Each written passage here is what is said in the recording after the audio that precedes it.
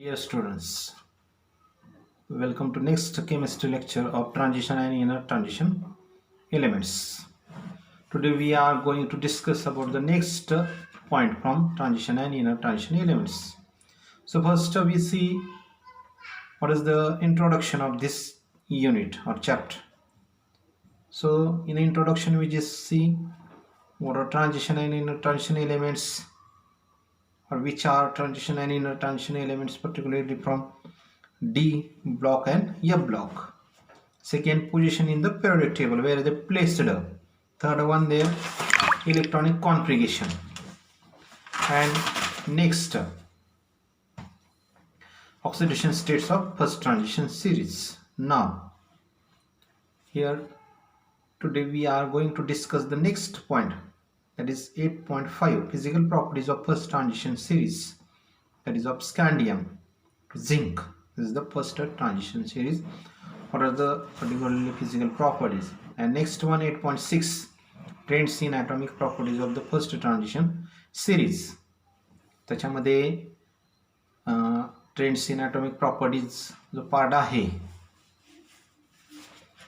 तर त्यामध्ये पहिल्या दोन प्रॉपर्टीज आहेत, ॲटॉमिक आणि आयोनिक रेडिसचे ट्रेंड्स. ते आपल्या सिलेबस आणि आयोनायझेशन एन्थाल्पी. तर आपल्या सिलेबसमधून त्या ठिकाणी it is not evaluated part, म्हणजे त्या ठिकाणी तो डिलीट केलेला आहे.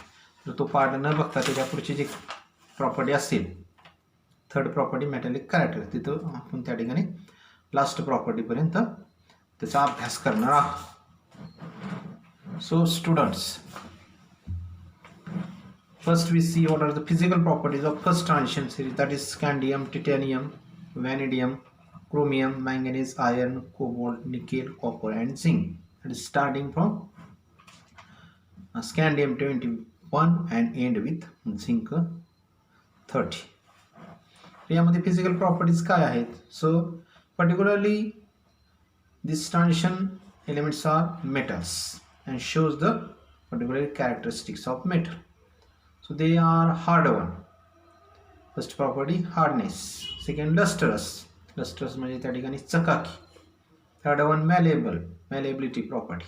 Particularly they are drawn into thin sheets. अशा पत्र्यामध्ये आपण त्याचं काय करू शकतो, हॅमरिंग करून त्या ठिकाणी त्याला कन्वर्ट करू शकतो. आणि next one, ductile.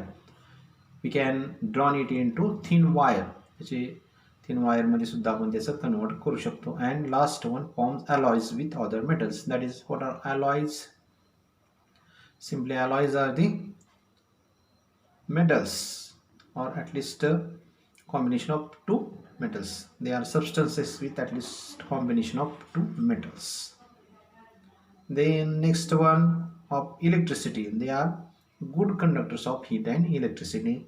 Exception cases are zinc, cadmium, mercury and manganese. And they have one or more typical metallic structures. And exception cases are zinc, cadmium and mercury. Hard and have low volatility. They possess high melting and boiling points. Particularly the elements from transition series having high melting and boiling point. So simply these are the physical properties of the first transition series that are starts from scandium to zinc.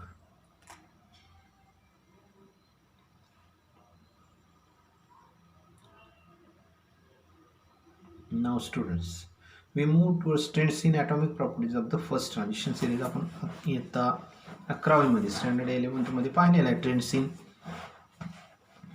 atomic properties. What about ionic radius, electron gain enthalpy, electronegativity, etc. तर आपल्याला particularly याच्यामध्ये आपण periodic टेबलमध्ये तो part पाहिलेला आहे की atomic radius across period and down to the group, किंवा त्या ठिकाणी आयोनिक रेडियस कशी चेंज होत जाते त्या ठिकाणी. त्याच्यानंतर इलेक्ट्रॉन गेन एन्थाल्पी असेल, इलेक्ट्रोनिगेटिव्हिटी असेल, ह्या प्रॉपर्टीज कशा चेंज होतात across period and down to the group. तर याच्यामध्ये पर्टिक्युलरली ही जी सिरीज आहे, that is transition element series और डी सिरीज और एफ सिरीज. तर याच्यामध्ये ह्याच्या काय प्रॉपर्टीज आहेत, आता त्याच्यामध्ये ॲटॉमिक प्रॉपर्टी आहे, ionic atomic and ionic radius असेल त्या ठिकाणी, रेडियाय असेल. नेक्स्ट वन आयोनायझेशन एंथॅल्पी आहे, मेटॅलिक कॅरेक्टर्स आहेत, मॅग्नेटिक प्रॉपर्टी एस्टेटचा. तर याच्यामध्ये आपण प्रत्येक त्या ठिकाणी एक एक प्रॉपर्टी जे आहे ते डिटेल्समध्ये त्या ठिकाणी आपण पाहणार आहोत. So first two are omitted, then next one we move towards third or here first metallic character. What about the metallic character of the transition of first series, first transition series. म्हणजे पहिली जी series असेल त्या ठिकाणी त्या properties आपण त्याच्यामध्ये पहिली series जी असेल that is starting from scandium with 21 and ends with zinc 30. तर या सिरीजचं त्या ठिकाणी ह्या प्रॉपर्टीज त्या म्हणजे काय व्हेरिएशन्स आहेत, तर त्या व्हेरिएशन्स पर्टिक्युलरली ह्या रिलेटेड टू दीज प्रॉपर्टीज, या particular properties. So first start with metallic character. So scandium to zinc, this series having low ionization enthalpies and vacant d orbitals in the outermost shell are responsible for the metallic character of the transition. आपण पाहिलेले त्या ठिकाणी ionisation एंथॅल्पी, particularly energy required to remove the electrons, पाहिलेले आहे त्या ठिकाणी from a gas state atom. Gas state म्हणून त्याच्यातून इलेक्ट्रॉन रिमूव्ह करण्यासाठी जी एनर्जी त्या ठिकाणी, तर ही एनर्जी असते ती कमी असते एनर्जी. आणि त्याच्यामध्ये आपण इलेक्ट्रॉनिक कॉन्फिगरेशन जर पाहिलं तर प्रत्येकामध्ये त्या ठिकाणी कसं आहे, डी ऑर्बिटल असतं ते त्या ठिकाणी 5 orbitals containing maximum number of electrons equals to 10. तर त्याच्यामध्ये ते डी ऑर्बिटल्स त्या ठिकाणी वॅकंट असतं पूर्ण त्या ठिकाणी, it is incompletely filled in particularly near about all the elements. There are some exception cases which having completely d orbitals, but maximum elements having vacant d orbitals in the outermost shell, and these two regions are responsible for the metallic characters of the transition elements. So this favors the formation of metallic bonds and those elements shows a typical metallic properties. हे काय करतात त्या ठिकाणी, तर हे जे D orbitals असतात ते मेटॅलिक बॉन्ड फॉर्मेशनमध्ये त्या ठिकाणी पार्टिसिपेशन होतात, म्हणजे त्याचे इलेक्ट्रॉन्स जे असतात आणि त्याच्यामुळं काय होतं ते मेटॅलिक प्रॉपर्टीज त्या ठिकाणी दाखवत असतात. So the hard nature of these elements suggest the formation of covalent bonds in them. This is possible due to the presence of unpaired n-1 d electrons in this elements. आपण त्याचं electronic कॉन्फिगरेशनमध्ये पाहिलेलं आहे. ते D असेल त्या ठिकाणी last electron into for example 4s and 4 minus 1 3, 3d म्हणजे 3d मधले जे काही इलेक्ट्रॉन्स असतील अनपेअर्ड इलेक्ट्रॉन्स असतील, एक्झाम्पल आपण पाहतोय त्या ठिकाणी. आणि याच्यामुळे काय होतं की particularly there is a formation of covalent type of bonds and exhibits the property of metal one or metallic character. So these transition elements have particularly structures about HCP. On your screen it is hexagonal closed packed. आपण पाहिलेलं आहे त्या ठिकाणी solid स्टेटमध्ये हे structures कसे form होतात, 1D structure, 2D structure and 3D structure. Next one cubic closed packed CCP, and third one body centered cubic, that is BCC. that is particularly it is characteristics of true metals. So in all the transition series, the melting point steadily increases up to D5 configuration, and in this elements chromium, molybdenum and tungsten show higher melting points in their respective series. त्याच्यामध्ये atomic number जसं जसं वाढत जातो, with increasing atomic number the melting point decreases regularly. त्याच्याने melting point काय होत जातो, decrease होत जातो. So this is about metallic characters of first transition series, that is scandium to zinc.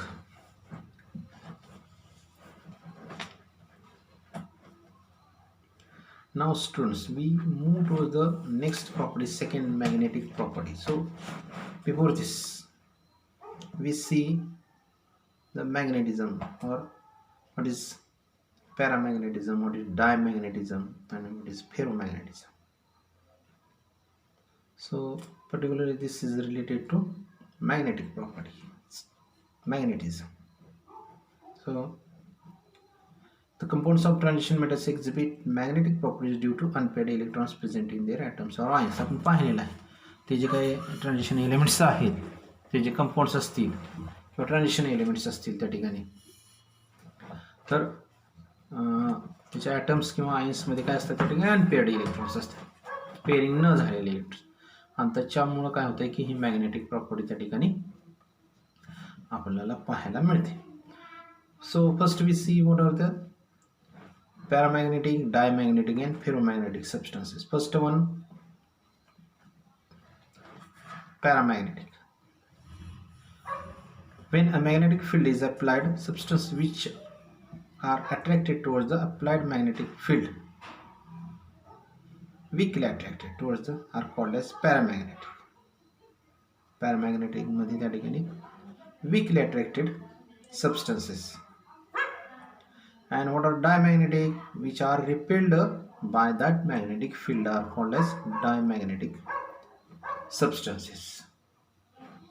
And ferromagnetic म्हणजे strongly attracted by that particular magnetic field, or when they comes in contact with magnetic field they are strongly attracted. So particularly these are examples are iron, cobalt and nickel. These are ferromagnetic materials or substances. त्या ठिकाणी paramagnetic म्हणजे which are weakly attracted toward the applied magnetic field, paramagnetism. Diamagnetism which are repelled by a magnetic field, diamagnetism. Ferro which are strongly attracted, very strongly attracted by that magnetic field. So in this transition series, particularly first, that is scandium, titanium, vanadium, chromium, manganese, iron, cobalt, nickel, copper, zinc. The iron one, second cobalt, and third one nickel. They are ferromagnetic material. When we apply magnetic field externally, all the unpaired electrons in these metals and their compounds align in the direction of the applied magnetic field. Due to this, the magnetic susceptibility is enhanced. These metals can be magnetized, that is they acquire permanent. आपण जर पाहिलं तर ज्या वेळेला magnetic field त्या ठिकाणी apply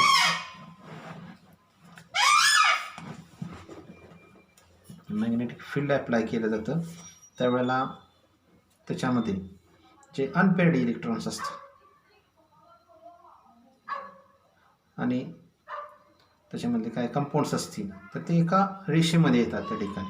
they are aligned the metals and their compounds, म्हणजे त्याच्यामधले जे इलेक्ट्रॉन्स असतील मेटल्स असू दे किंवा त्याचं कंपाऊंड्स असतो एका रेषेत येतात त्या ठिकाणी, आणि कोणत्या दिशेनं in the direction of magnetic field, म्हणजे त्या ठिकाणी अट्रॅक्ट केले जातात. आणि याच्यामुळं काय होतं की त्याची जी काही मॅग्नेटिक प्रॉपर्टी आहे ते इन्क्रीजड होते, वाढत जाते, आणि त्याला त्या ठिकाणी परमनंट मॅग्नेटिक मुवमेंट त्या ठिकाणी ऑब्टेन होते. आणि म्हणून त्या ठिकाणी हे जे काय particularly iron, cobalt and nickel, they are ferromagnetic materials. So particularly this magnetic moment or magnetic field, it is due to the unpaired electrons. आपण पाहिलेलं आहे त्या ठिकाणी. So each unpaired electron give rise to a small magnetic field called as magnetic moment due to its spin angular moment and orbital angular momentum. त्या ठिकाणी याच्यामध्ये जे काय मॅग्नेटिक फील्ड क्रिएट होतं त्याला आपण मॅग्नेटिक मोमेंट असं म्हणूया. तर त्याच्यामध्ये ते एक तर स्पिन अँग्युलर मोमेंट आणि दुसरं असतं त्या ठिकाणी orbital angular moment.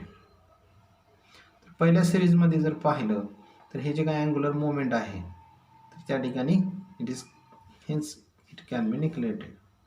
Angular moment त्या ठिकाणी त्याचं निग्लेक्ट केलं जातं, परंतु ते स्पिन असतं, स्पिन अँग्युलर मोमेंट त्या ठिकाणी कन्सिडर केलेला आहे. Spin only formula for the magnetic moment. So it is given by mu is equal to square root of small n into bracket n plus 2 bm. It is Bohr magneton. It is the unit for the expression of magnetic moment of these substances.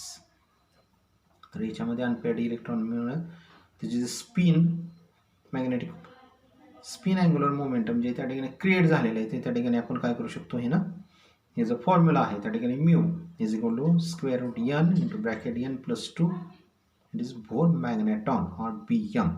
So where is the n in number of unpaired, त्याच्यामध्ये किती unpaired electrons आहेत. त्याच्यानंतर mu काय असेल त्या ठिकाणी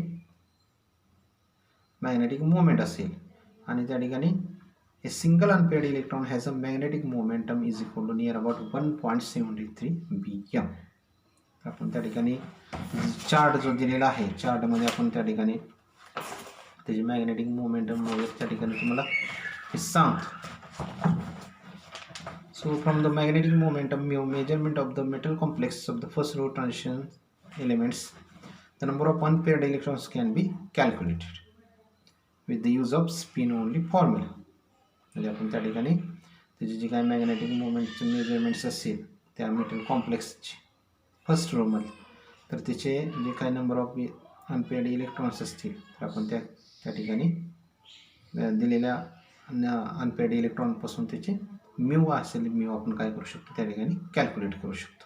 म्हणजे त्याचे मॅग्नेटिक मोमेंटम म्यू असेल मेटल कॉम्प्लेक्सेसचे त्याच्यामधले अनपेअर्ड इलेक्ट्रॉन्स म्हणजे mu is equal to square root of N into N plus 2 BM आपण काय करू शकतो कॅल्क्युलेट करू शकतो. आता आपण थोडंसं त्याच्यामध्ये जे काय एक्झाम ट्राय दिस किंवा यूज ते तुम्ही सॉल्व करायचे तर त्याच्यामध्ये टेबल जर पाहिला तर मॅग्नेटिक मोमेंट्स त्या ठिकाणी आयन्सचे दिलेले आहेत. त्या ठिकाणी पर्टिक्युलर जे आयन्स आहेत त्याच्यामध्ये स्कॅन्डियम 3+ असेल, टिटॅनियम 3+, व्हॅनेडियम, त्याच्यानंतर क्रोमियम 2+, मॅग्नेश 2+, आयर्न 2+ एटसेट्रा. तर त्याच्यामध्ये त्याचं जे काय आउटर मोस्ट इलेक्ट्रॉनिक कॉन्फिगरेशन 3+ म्हणजे स्कॅन्डियम त्या ठिकाणी 21 असेल, 21 त्या ठिकाणी 4s2 3d1. मग त्या ठिकाणी 3d1 4s2 3 इलेक्ट्रॉन त्या ठिकाणी लॉस झालेले आहेत म्हणून त्याचं इलेक्ट्रॉनिक कॉन्फिगरेशन 3d0 आलेलं आहे लास्ट.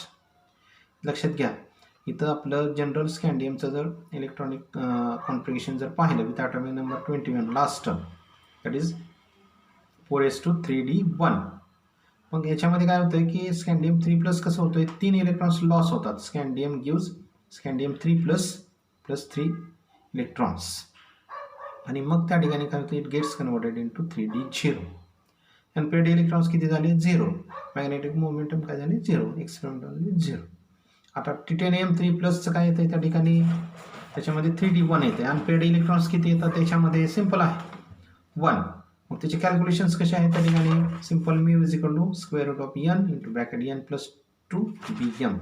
व्हॅल्यू आपण याची value 1 into bracket 1 plus 2 it is equal to 3 into 1 square root of 3 is equal to near about 1.73 BM for magnetron. म्हणजे याची मॅग्नेटिक मोमेंटम म्यू किती असेल त्या ठिकाणी टिटॅनियम 3+ची नॉट ओनली टिटॅनियम 3+ची मॅग्नेटिक मोमेंट असेल त्या ठिकाणी it is near about 1.73 and experimental value is equal to 1.75. आपण त्या ठिकाणी जे दिलेले आहेत व्हॅल्यूज आपण काय करू शकतो सिम्पल फॉर्म्युला आहे ना मॅग्नेटिक मोमेंट त्या ठिकाणी त्याचा प्रॉब्लेम पण दिलेला आहे. त्या ठिकाणी त्याचा ॲटॉमिक नंबर 25 आहे त्याचे मॅग्नेटिक मोमेंट इथं कॅल्क्युलेशन्स करून दाखवलेलं आहे. ट्राय दिस असतील क्वेश्चन्स त्या ठिकाणी तुम्ही ते सॉल्व करू शकता. So this is about the second property, magnetic properties. Now students, here the last one and third property of transition element. Particularly the transition element shows different colors. There is one table given in your book 100 page number 173 table number 8.8 it is color of 3D transition metal ions. त्याच्यामधले हे जे काय ions आहे ions फॉर्ममधले त्यांचं outer electronic configuration दिलेलं आहे त्याच्यामधले unpaired electrons दिलेला आहे आणि त्याचा कलर दिलेला आहे म्हणजे त्या फॉर्ममध्ये not in original but in ionic form which forms the different complexes. तर त्या कॉम्प्लेक्स असेल किंवा त्या आयनचा त्या कॉम्प्लेक्समधला त्या ठिकाणी कलर असेल की त्या जो कॉम्प्लेक्स असेल किंवा तो त्या ठिकाणी जो कंपाऊंड फॉर्म झालेला असेल तर त्या कंपाऊंडचा कलर त्या ठिकाणी इथं दिलेला आहे. तो कलर काय येतो त्याचा रिझन्स ते आपण पाहणार आहोत. त्याच्या अगोदर थोडासा टेबल जर आपण पाहिला तर त्या ठिकाणी स्कॅन्डियम 3+ जो आहे त्या ठिकाणी This outer electronic configuration आपण पाहिलेला आहे. It is nearly equal to 3d 0 and number of unpaired 0, so it is colorless. Titanium 3 plus, it having 3d 1, number of unpaired electrons 1, and it having purple color. So there are different colors with number of unpaired electrons and outer electronic configuration of transition metal ions. So how colors are imparted to these complexes? See, a substance appears colored if it absorbs a portion of visible light. The color depends upon the wavelength of absorption in the visible region of the electromagnetic radiation. आपण त्या ठिकाणी तो substance colour आहे कसं म्हणतो, तर त्याच्यामध्ये जे इलेक्ट्रोमॅग्नेटिक रेडिएशन्स असतात किंवा तो पोर्शन असेल तर त्याच्यामधला त्या सबस्टन्सनं कोणता पोर्शन त्या ठिकाणी ॲब्सॉर्ब केलेला आहे त्याच्यावरती त्या सबस्टन्सचा कलर डिपेंड्स असतो. त्याचं वेवलेंथ त्या ठिकाणी किती आहे त्या वेवलेंथवरती त्या ठिकाणी तो कलर त्या ठिकाणी डिपेंड्स असतो. So the ionic and covalent compounds form by the transition are coloured. म्हणजे पर्टिक्युलरली आयोनिक असेल किंवा कोव्हॅलेंट असते विथ देअर आयन्स और बाय शेअरिंग ऑफ इलेक्ट्रॉन्स. त्या ठिकाणी ही कंपाऊंड्स त्या ठिकाणी कॉम्प्लेक्सेस फॉर्म करतात किंवा त्याचे कोव्हॅलेंट स्ट्रक्चर्स असतात. तर ते काय करतात त्या ठिकाणी ते compounds form. Transition elements contain unpaired electrons in their d orbitals. When the atoms are free or isolated, the 5 d orbitals are degenerated means of same energy. In complexes, the metal ions is surrounded by solvent molecules or ligands. So what are complexes, ligands? Example, cobalt water 6 bracket complete 2 plus. पुस्तकात दिलेला आहे तुमच्या बुकमध्ये आहे बघा example त्या ठिकाणी. कोबाल्ट्स त्या ठिकाणी कॉम्प्लेक्स पेज नंबर 173 वरती दिलेला आहे, आपण पाहू शकतो.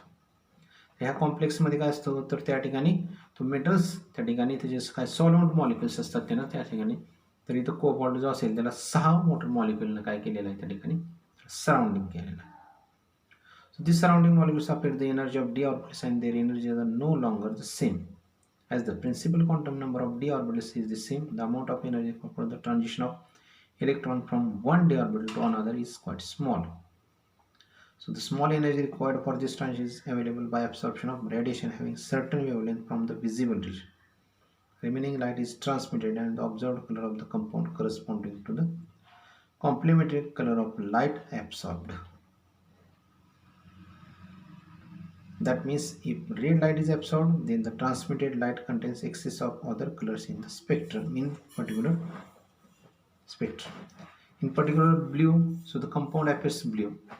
So the ions having unpaired electrons are colorless. For example, Cu3 plus, it having Cu3 plus बघा काय आहे 3d only Cu plus 3d10, Ti4 plus 3d0.